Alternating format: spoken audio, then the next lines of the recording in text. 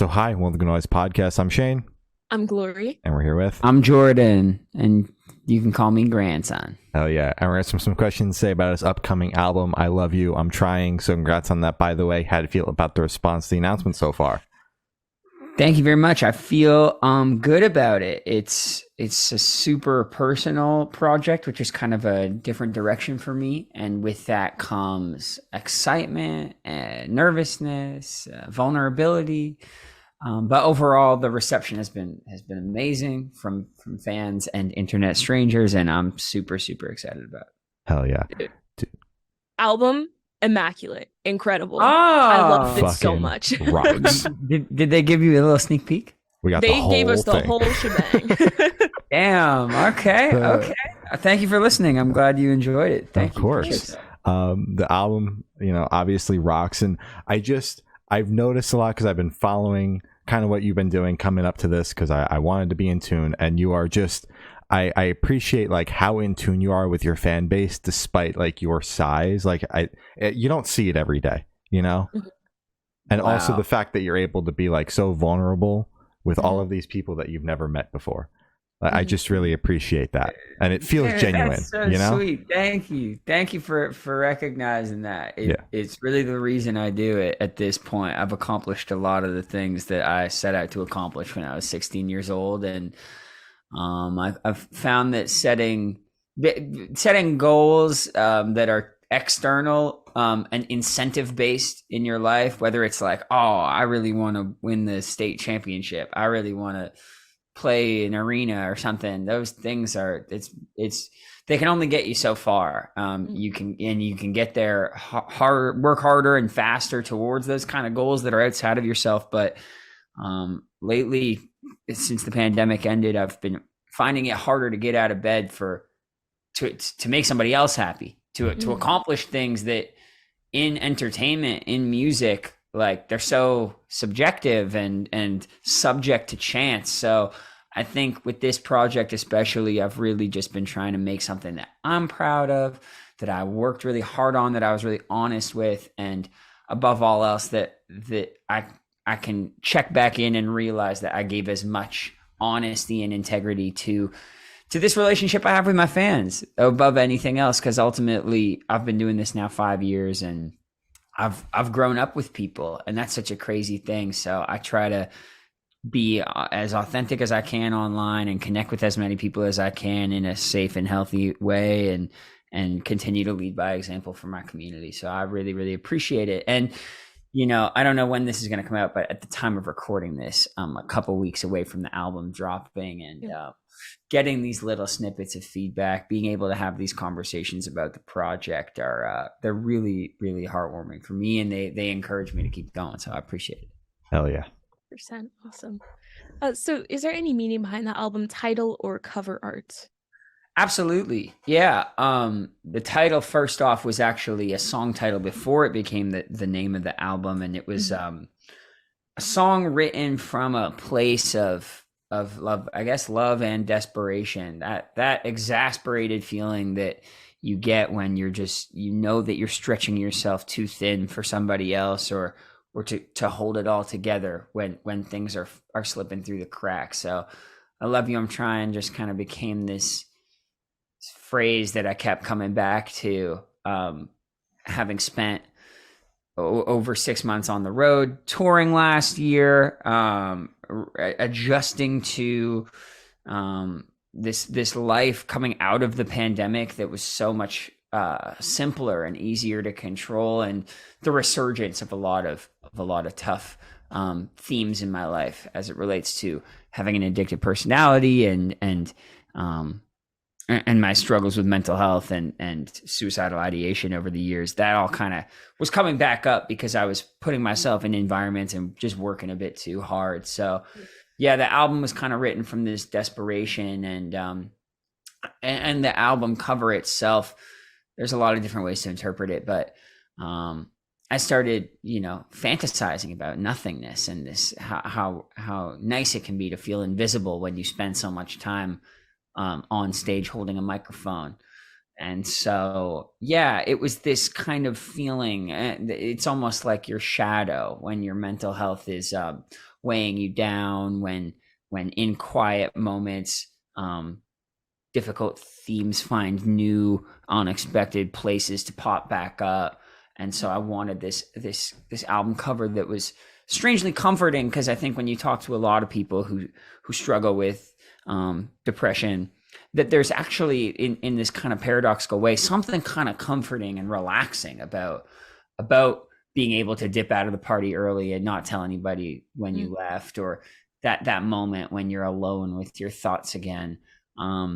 So I wanted this album to feel more grounded, more earthy, which is why it's colorful in contrast to the black and white motif I've gone with in the past.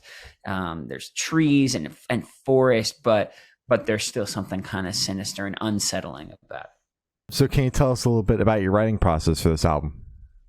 Yeah, absolutely. I put out my debut album, Death of an Optimist, which is kind of weird because I had already done a bunch of EPs and stuff. So by the time I did put out my debut album, I already had a fan base and I already had people that were kind of waiting on it. And I was all geared up. I was writing it. I was feeling really excited. I had a bunch of tours lined up. I was opening for some of the biggest artists in the world. And this is all at the beginning of 2020. I kind of had my whole life mapped out at that point, in March, when the pandemic shut us down. And, the first couple months were really, really confusing. And I think I leaned on writing my first album, which came out at the end of 2020.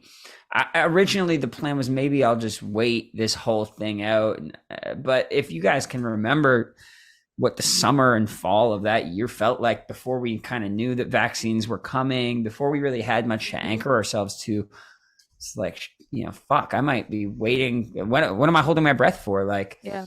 And on top of this is all I have to give to these people that are giving me so much. Like, my life has changed from people being able to consume my music and share it with their friends and buy these t-shirts or whatever it is. And now we're all sitting around with nothing to do. And I started feeling this responsibility to get music out in the pandemic, give people something to root for and something to look forward to. So I dropped the debut album during the pandemic.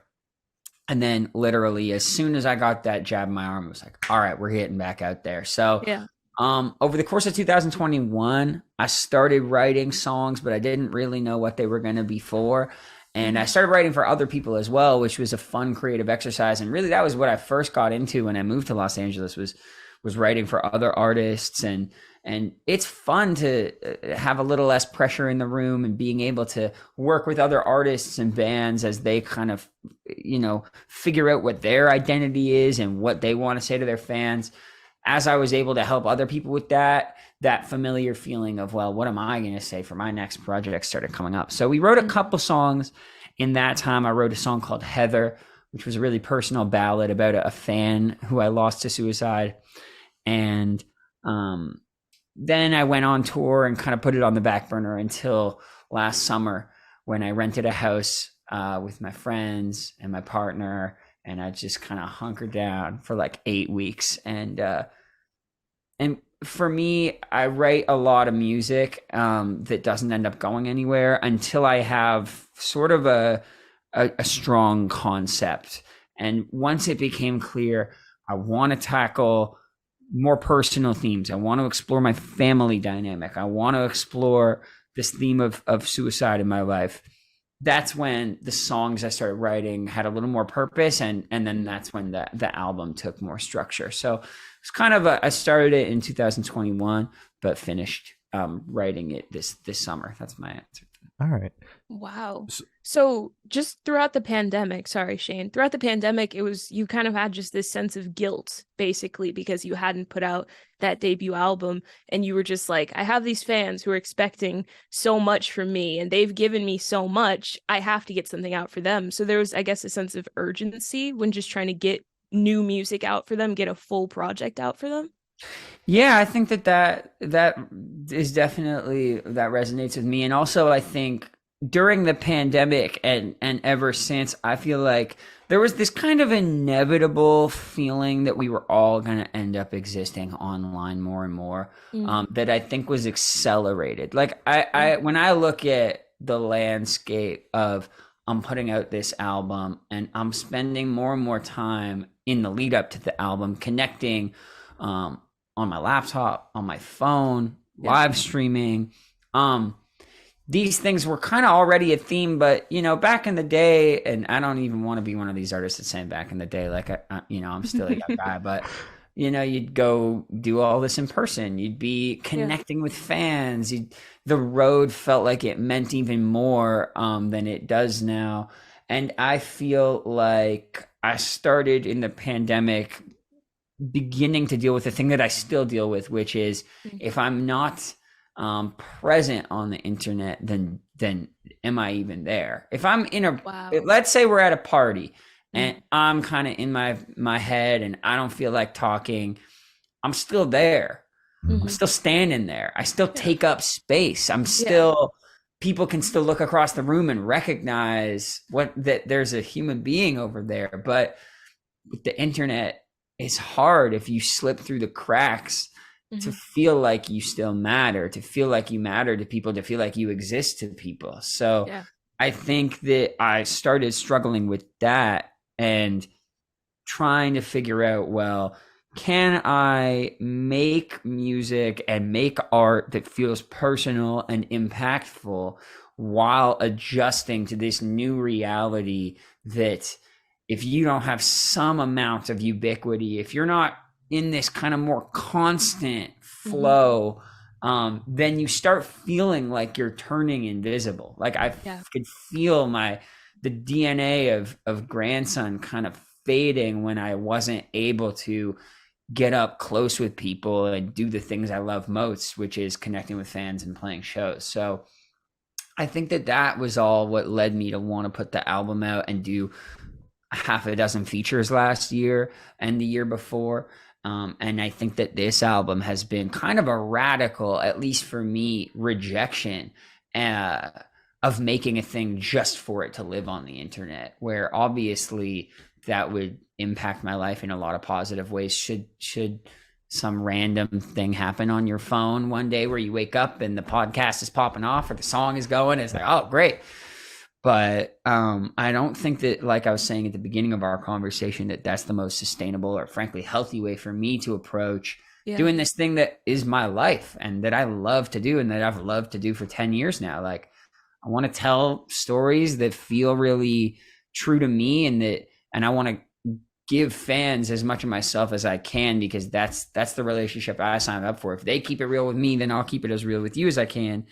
And I think with this album, I'm kind of trying to let go of or make peace with this feeling. Oh, okay.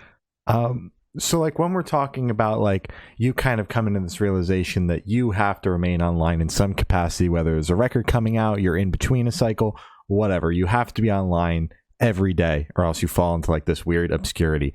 How do you kind of balance that and like avoid the burnout that comes with that, like still being an artist, being you, but like also having this online persona and keeping all of that going? Yeah, I'm not really sure. I am burnt. Like, I really don't know. I'm still trying to figure it out in real time. I think that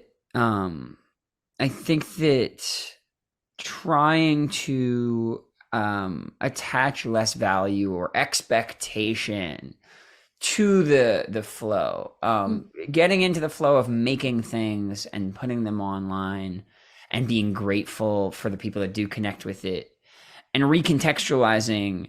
If something doesn't get seen, that doesn't mean that people don't like it. It just means that it wasn't seen by people. It doesn't mean a thing is good or not if it doesn't get hit by this like lightning bolt. I think that those are feelings that have helped me personally, and it's unfortunate. I talk to artists from any genre, any age, any era, like everyone seems to kind of be struggling with this new normal, including people that seem to be doing it well, including people that are even doing it and winning this like weird game that we're all playing. I think it still just somehow feels a little disconnected from the joy of being in high school with your acoustic guitar, writing songs about your first relationship. Like, there's just something that's disconnected about, back in the day, you'd put something on the television, then you turn off the television and put something on your headphones. Mhm. And now the ways in which entertainment and reality and music and social media, YouTubers, it's all just kind of getting funneled through the same platforms that we're just kind of not only being entertained on, but finding out about life through. Like for my For You page, there's news, there's sports, and there's, you know, someone telling me that they have a new song coming out. And like, Yeah. back in the day, those things used to be compartmentalized. So as creatives, I think we just have to give ourselves a ton of credit for adjusting and like being the guinea pig for all of this change. I don't think it's necessarily an easy time to be trying to put yourself out there online. And I think that a lot of young people struggle with finding purpose and feeling like enough now more than ever, I think, because of this same problem. And I think above all else is just trying to be like gentle with yourself and just make stuff that you love and really give the people that love it just as much space in your mind as the people that haven't picked up on it yet. Absolutely. And I think that like bands that have been doing it for so long and have a dedicated fan base that like don't have to be on these new discovery based apps are hopping on there is like very telling of like where the music industry is heading. Like finding out Metallica's on fucking TikTok like blew my mind because like they don't need that shit. But like the fact that they're embracing it. Do. I mean, that's the thing is like if they want to continue to connect with new people, it's you gotta go door-to-door salesman in the Matrix. Like you gotta kind of go where people are and recontextualize your work, especially if you're one of these legacy bands, seeing what can happen to a Kate Bush, seeing how just if you connect with kids in the right moment in the zeitgeist, that it can really recontextualize decades of work. And all of a sudden people are queuing in and listening to these old records. And I think it's actually really cool if it's done in a way that feels like authentic and like integrity driven. If Metallica's out there just playing their riffs and being goofy dads and kids fuck with that, then like more power to them. But I think it's just if Lars Ulrich is getting all depressed because this TikTok didn't go, that's when it's like, dude, you gotta just step outside and like you're fine. Enjoy yourself, man. Life is short. Yeah. I don't know, man. So what song off this album took longest to write, and which one is your personal favorite? That's a good question. I mean, I like a lot of them, so it's tough to say any one that is my favorite. I will say that a lot of these songs I worked to death. The song When the Bomb Goes is this really fun record. It's going to be really fun to play live.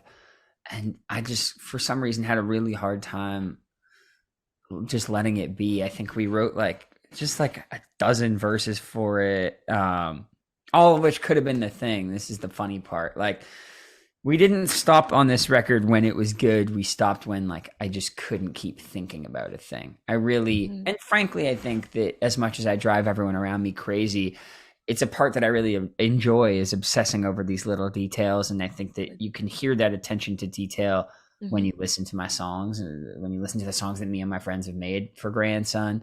The production and the writing is all very detail oriented. So I spend a lot of time thinking about this stuff. But yeah, songs like When the Bomb Goes, I spent a long time kind of just rewriting. I knew I had parts I liked and just kind of kept throwing ideas at it until it started to feel more cohesive. And songs that I like the most on this record, you know, I'm really, really lucky. I really like this album. I really enjoy it as a fan. Like, good. I have a lot about it that I like. I mean, first off, the intro of the record is actually a song that my father made when he was my age. It's a song from the 70s that my dad wrote in San Francisco, and he had dug up this old vinyl record of his when I was home that was never put out or anything. He never put out music. And So this intro is actually the very first. It's the debut record from my dad, Robert Benjamin. So that's kind of exciting that I got to like work with a producer and get all of the static noise out of it and kind of dust off this old record and have my partner Wafia sing on it, have a producer kind of make this big 808 sinister moment out of this like beautiful breakup song my dad wrote when he like 50 years ago. So that was really cool and special for me. That song Heather that I had already brought up is one that I'm really proud of, and that above all else is, again, it just reaffirms this commitment that I've made to keep this relationship going with my fans. A lot of artists are doing this for themselves, and that's a very relevant and important, reason to express yourself. For me at this point in my life and in my career, a big part of why I do this is actually for this relationship, for these people I've met on the road and the stories they've told me and the gifts they've given me. So this song Heather is kind of like it's sort of an homage to that. That's awesome. So there's that. I mean, I could keep going. Like, I think I really love this record, and I can't wait for people to listen to it and let me know what they think. I think a lot of people are going to like different songs on it. Hell yeah. It's definitely like very eclectic. There's a lot of different sounds on here. Yeah, thank you. I mean, it's something I've struggled with as far as like committing to one direction or sound. My whole career, as early as I can remember, I was being told that I make music like this, and then I would go make some song over here that made no sense. I have an acoustic project we put out. I've done hip hop. I've done rock and roll. I love a lot of different kinds of music. I'm a big music fan, and I think even when it would be a detriment, I just can't help but check all these little boxes. And I love just tinkering and making songs that are melodic, songs that hit heavy, songs that are on it. I don't know. So I'm glad you guys like it. And I think that alternative music fans that are down to join me on this journey, should they give me their time, will be rewarded with a very weird and fun album. Absolutely agree. Yes. So how did the track list for the album come about? Did you write the opener for the opener, close to be a closer? Did you shuffle around and see what fits? What was that process like? I moved things around a little bit. I knew that I wanted that record that I told you about of my dad's to be on the intro. I wrote that song Stuck Here With Me, which is the last song on the album. And it does kind of feel like the album kind of takes you on a journey. It's not chronological. It's not a narrative form, but it is that I'm kicking around this feeling of growing up, getting older, and the responsibility and pressures of this time in my life post-pandemic, the resurgence of these themes of suicide and addiction, and this central question of like, am I going to stick around for any of this? And this song Stuck Here With Me just kind of leaves you on this sense that in spite of all of those reasons to get down, that life is ultimately, I think, worth sticking around for. So I'm going to keep sticking around, which is good news. Yes. And so I kind of knew that I wanted to end in that place. And my albums always try and end on a little upswing of positivity, despite being mostly angry and cynical about the world. They generally end on this kind of uplifting beat. And everything in the middle, I kind of was shuffling the deck around. But when I got to a place that felt like, okay, this journey makes sense to me, and we can listen through without wanting to skip anything or turn it off, that's when I knew it was done. And there's actually a couple really good songs that I wrote that just didn't make any sense on this album. Like I have this one, I don't know if it's going to come out, but if it ever does, this will be the first time I talk about it. It's the song called Wet. And it's about like a kind of like a girl with the dragon tattoo kind of song about like an assassin. I just wrote this really weird, fun song, and I was so close to putting it on this album just because I love it. And it's gonna, when it comes out, it's like, oh, this shit is so fun. But I was like, I don't know where to put this like uplifting song about a hitman on this. Like, like I had to kind of like whittle it down. Again, I set out to make a really personal album. And so I had to kind of just check back in on and set my expectation for the album. Not about, is it the 10 best songs? It's like, is it the 10 songs that I wouldn't give up on, and that I feel like fans will know more about me from. So there are still political songs, there are still fun records that are going to come out, whether as a deluxe for this album or as the next album. I haven't really figured that out, but this one I just wanted to go deep, deep, deep. So that's how the track list kind of ended up. So when we're talking about the track list here, if I'm not mistaken, it is still like a secret to your fans, right? You haven't released it. Yeah, I don't even really know. Yeah, like, I think some fans know. I haven't tried to keep it a secret. I also haven't made a whole thing out of it.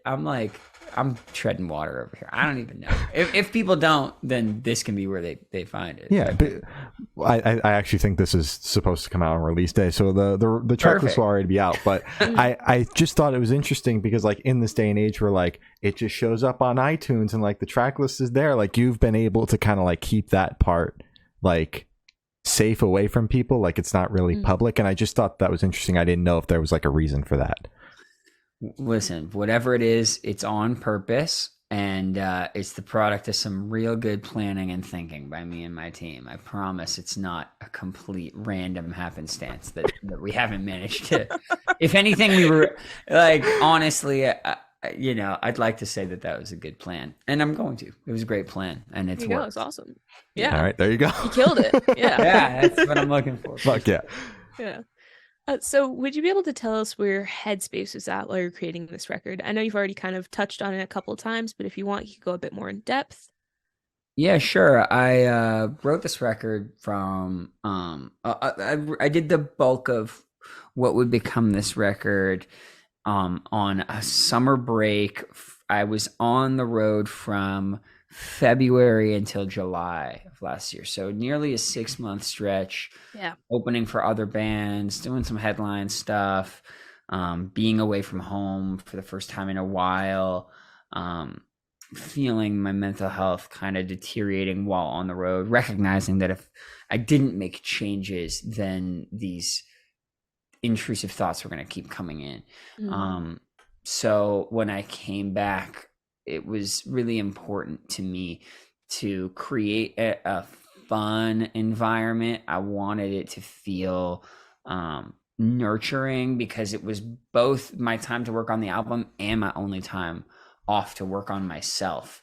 So the only way that I could kind of do both is if I made the recording process feel like nourishing for me. So we rented a house in the Hollywood Hills. I got to work a lot with old collaborators like Kevin Hissink and Krupa, who have been working on with me for 5-6 years, but then also some new kids. This guy Boone, who did 3 songs on the record, very talented solo artist on his own right. Maxwell Joseph, who was in a band called Mob Rich, who I've played shows with and written songs with before. My girlfriend Wafia, who ended up singing on 6 or 7 songs. So a lot of the people around me, No Love for the Middle Child, I did a couple songs with. These are just like good friends and people that I've shared a stage with, people that I've worked with before. And then on top of that, I started doing these blind dates and bringing in new, really talented producers.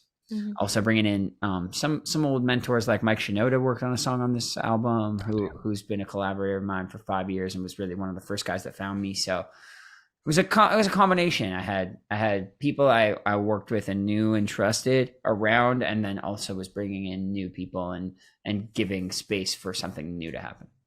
Hell yeah! All right.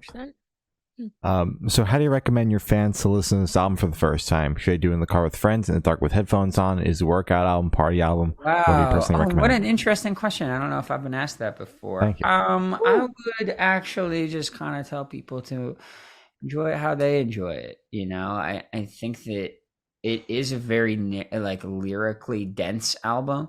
There's a lot of hip hop on it, and if you're the kind of grandson fan who wants to pay attention to every word, you're gonna have to probably pull over and pay attention because it's coming at you.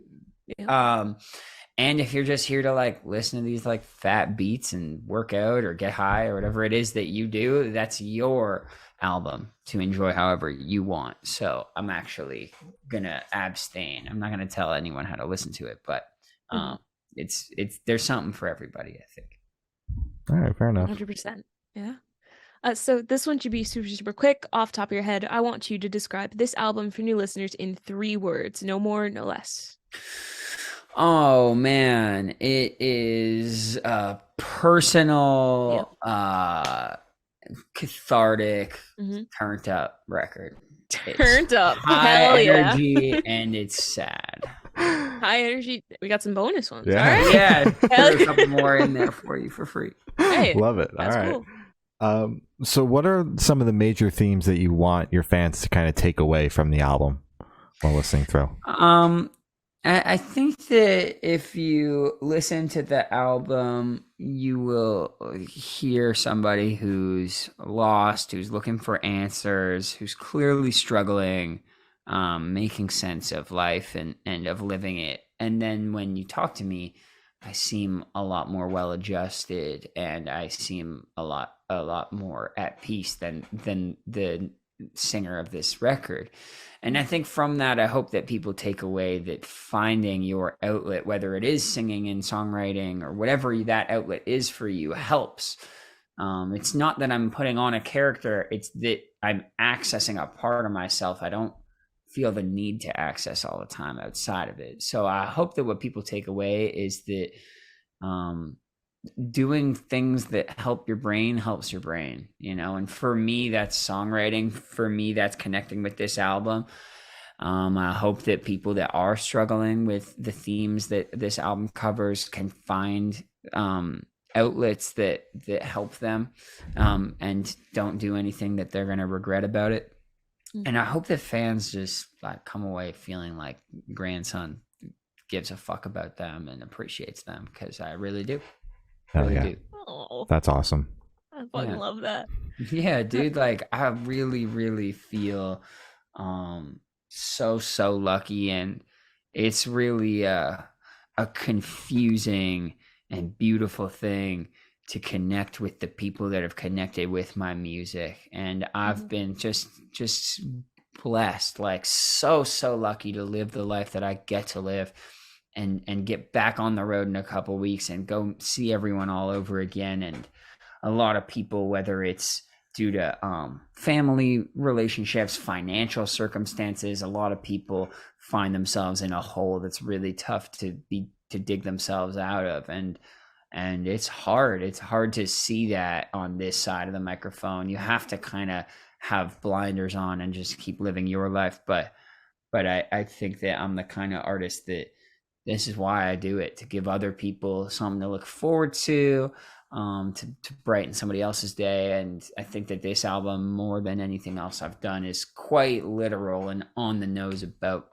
that gratitude and about that relationship with songs like Heather. So I hope that fans come away like just feeling like if nobody else in their life seems to care that much about them, that this guy that they listen to seems to genuinely wish them well, you know. Hell yeah. For sure.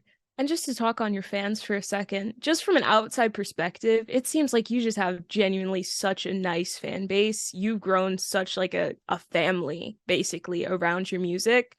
And that's a very difficult thing to do, especially in the age of like Stan Twitter and just that type of community. You've done a very good job. And I definitely think that is because of just how open and honest you are with your people, your community. And I just hats off to you, genuinely. That's a great thing. Thank you, Glory. I think you said it well. It's like in being as yourself as you can be on the internet, then like if somebody comes in with bad energy, then I've seen other fans who are able to be like, dude, this is like so clearly not the community for this kind of energy. If he doesn't even fuck with it, why do you think any of us are? And so yeah. I really do try and like connect where and when I can, but also, you know, save a little bit for the microphone so that people have something to look forward to. But yeah, I do feel it's a surprisingly wholesome bunch of maladjusted, sad, angry kids that are connecting with this, and not just kids, people of all ages. It's like, yeah, it's a really it's a warm and inviting place. If you come to a grandson show alone, like you'll meet some friends, and I've always felt the songs that I have the strongest relationship with are the songs that were really the soundtrack for something happening in my life. And I think that's why I always preach community.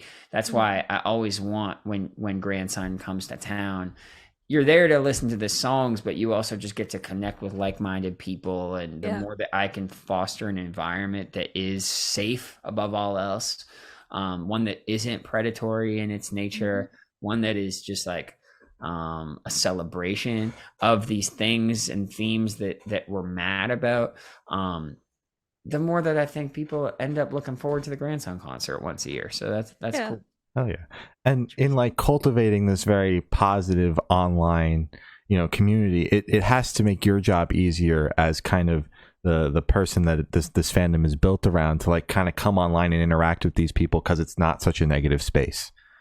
Yeah, it still happens once in a while, inevitably, that you're going to meet people, whether online or in person, who are who don't necessarily reflect those things right off the top, whether it's from, being at a show and getting too drunk or whatever it is. Like, that's going to come with the territory. I've been doing this long enough to expect it, but above all else, I think the average grandson fan, I think if I was trapped in an elevator, we would find a way to get along, And I think that some artists we revere and look up to because they feel somehow larger than life.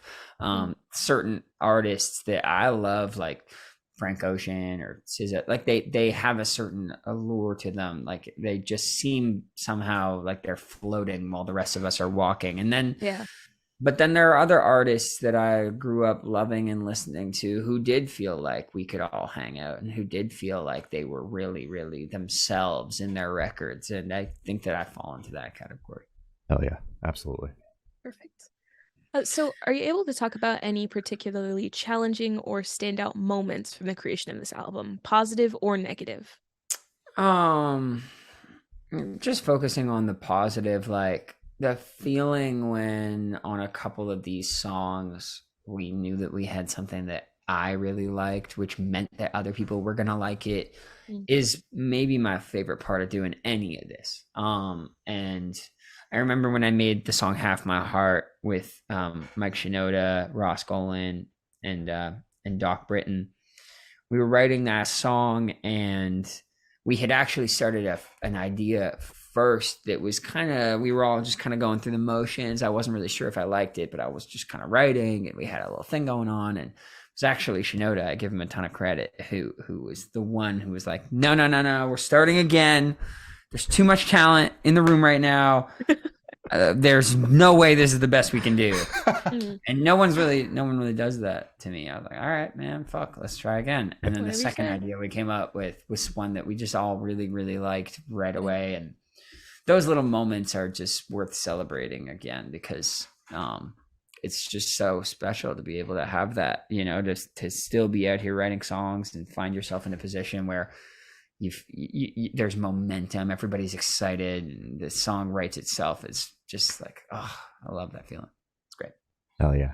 Perfect. So for this question, I want you to picture you're on tour, you're at a gas station for a rest stop. What is your snack of choice? Snack of choice at a rest stop? Damn, I don't know. It kind of depends where I am. I hate to talk too much shit, but I actually do think that being in Europe, the snacks at a gas station are better. Yeah. And that's just a sad reality, like a sausage roll. Like, we got to find a way to import that technology. The sausage roll in the UK and in Australia, they got to get these in American gas stations. They're so good. But if I'm like in the middle of a tour and I'm at a gas station, I'm gonna get me some, like, maybe some sun chips if I'm feeling frisky. If I'm feeling like, I might even get like a V12 or like a V8 or whatever those vegetable drinks are. If I drank too much last night, it's not even good for me, but I'll feel better having done it. You know, I feel like a better person than everyone else on the bus, and That's what that matters. comes with The unexpected sun health. chips and V8. Yeah, when I come on the bus holding a sugary tomato based drink, Sugary and salty. I'm like, y'all are gonna get sick, not this guy. Yeah. Like, I'm good. I'm showing up for my body. I don't know what cesspool y'all are a part of. That's kind of the energy that I like to bring around. Yeah, you know? absolutely. Oh yeah, that's awesome. It's totally healthy. Yeah, 100%. You heard it here first. It shouldn't come as a surprise, but a grandson fucks with vitamins. You know, all Hell eight, yeah.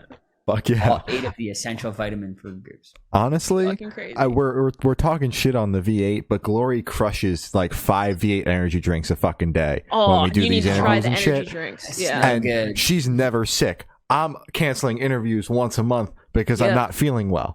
Like, It's the I electrolytes, simply man. do not get Yeah. sick. It's crazy. It's the Yeah. electrolytes. Yeah, we had a crazy stomach bug rip through the tour once, and I was the only guy that didn't get No. it. And I was like, I don't know. Could have had a what- V8.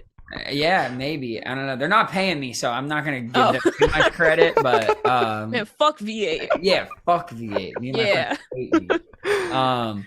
So yeah. Maybe it depends. Depends on what the gas station. Depends on what time it is. And so many factors. of course, man. Yeah, of course. All right. So on the topic of food, if grandson was a dish, what dish would grandson be and why? I don't know, man. I feel like I'd be like a soup. It'd be some sort of comforting soup Okay. with like, but we add your own spice level. You know, like if Oh. if you want to go there, we can go there, Mhm. but we don't have to. Like I can, if you're here to just be filled up, Mhm. you can get filled up. But if Mhm. what you want is to like have your nose running and your eyes burning, then like Yeah. let's take it there. And I feel Yeah. like this album is like a bowl of soup, and there's just all kinds of sauces on the side for you to kind of choose your own adventure. Hell yeah. I love it. Perfect. This is why you come to the Good Noise podcast. It's for hard-hitting journalism like that. Of course. Exactly. Mhm. And we're all about the food here. Fuck the album. We're here Oh, for yeah. the food. Hell. We're here for I food. can tell. Well, that is all the questions we have for you today. Is there anything that you would like to plug?